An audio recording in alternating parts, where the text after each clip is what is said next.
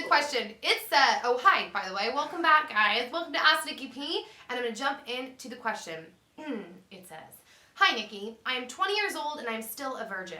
I just got engaged with a semi-short engagement. I love this man so much and cannot wait to marry him, but I am just so nervous about the pain during the first time. Any advice?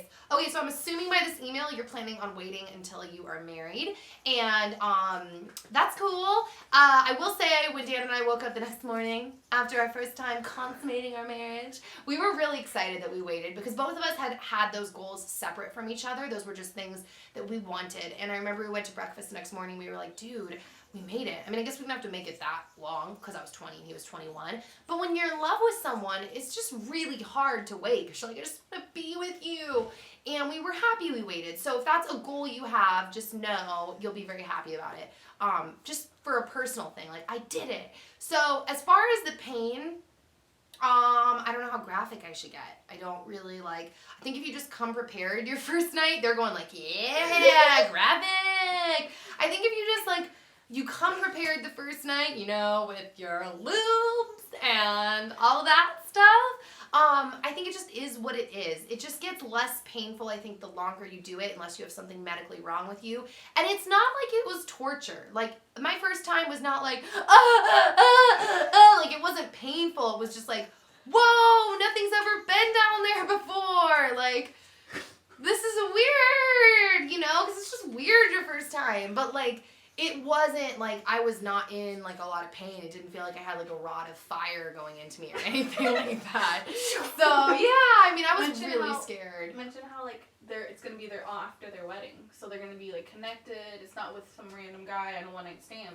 She's gonna feel more comfortable to be wait, it hurts, it hurts. Yeah, that's exactly it too. You will be communicating because you're married, So it's not you're just gonna have to lie there and he's just take it. You're having sex and that's it.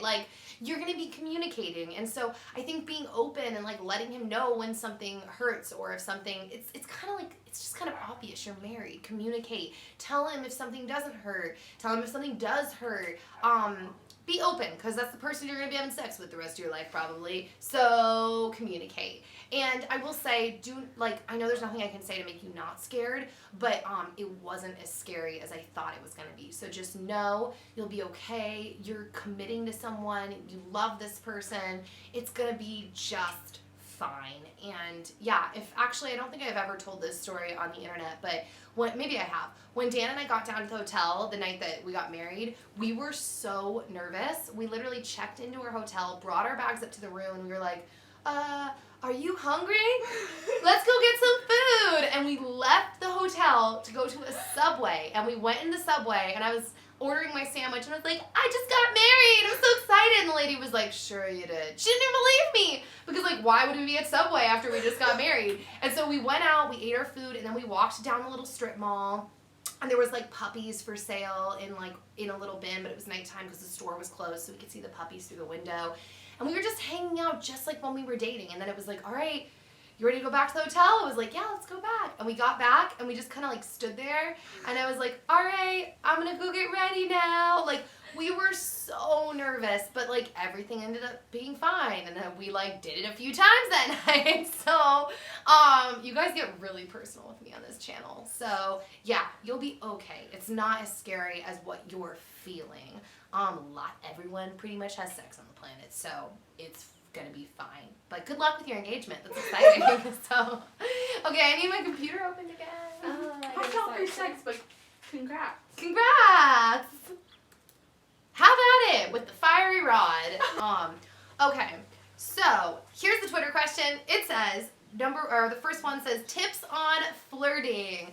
Ooh, okay, so how do you say this? I'm gonna say that I'm a really bad flirt and I'm a really good flirt. And what I mean by that is I never really flirted ooh, baby. So I'm a bad flirt in one hand, but at the same time, I think I was subconsciously, not as much anymore, but still sometimes flirty with everyone. Because I think flirting really, if it's not being corny, is just making a connection with someone and joking with them and making a connection and making eye contact and you know what I mean? I think that's what flirting is. I don't think it's corny sayings or any of that. I think that's really weird feeling and uncomfortable. But like, so that's what I mean. I was never a good flirt in that sense, but I just like to connect with people and joke. It's actually really funny. I did my video with what's his name, Jay from the Janoskians. I got so many comments on that video that I was flirting with him, and like Dan was the one filming, and it was kind of two-sided because like I wasn't flirting with him. He was 17 years old, but like it's kind of like flirting because it's like we were just having fun and like we were just connecting like friends in that moment. But like that's kind of what I do, and so I think just like connecting with people, but then like if you're wanting to be with someone, the conversations get a little deeper. You know what I mean? Like that's when it becomes more, and you actually connect on things. So I don't even know if that thought was a complete thought, but that's my thought, guys. And then the next Twitter question says, what size curling iron do you use? I just cut my hair and I need styling advice.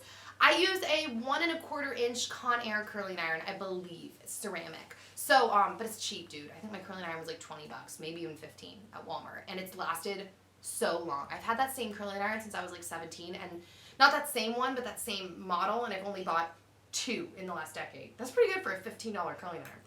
So, peeps, that be it for this episode. Yo, yo, yo. Give this video a thumbs up if you liked it. Send your messages and your questions to asknikkip@gmail.com. They're all rapping with me in the background. Use the hashtag asknikkip to send questions. If you're having a bad day, it's gonna get better soon. It's only a season, I promise you. All right, guys. That sounded like a little Dr. Seuss rhyme. It did. That was cute. Okay, I'll see you guys soon. Bye. Boop, boop.